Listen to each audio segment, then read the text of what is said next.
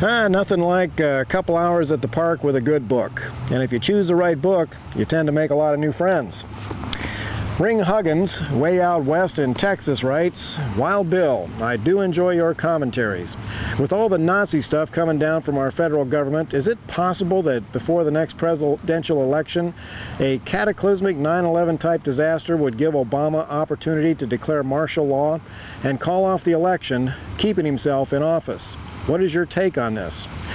Well, Ring, I get this question occasionally.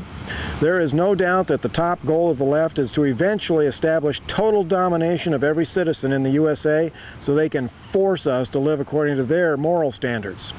I'm sure they fantasize about martial law putting us under their boot heels overnight. But when I think about how big this nation is and how few people would dare try to enforce such a thing, I'm not too concerned. Historically, martial law comes from the bottom up. A city suffers violence or catastrophe, so the governor declares martial law to get people off the streets to help restore order. Martial law, when applied nationally, is called a dictatorship, and the question Mr. Obama has to answer is, who's going to enforce it? The only areas where it would have a chance would be in liberal cesspool cities where the politically correct cops don't know any better. Washington, D.C., Detroit, Chicago, New Orleans. And when you look at what decades of Democrats have done to those poor people, martial law might be a step up.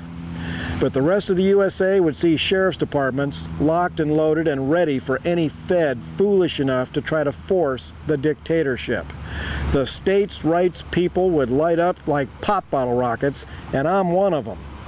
The power of the states to overrule the federal government would be the hottest topic of discussion in the USA, and the governors, the decent ones, would mobilize their entire state to oppose Obama.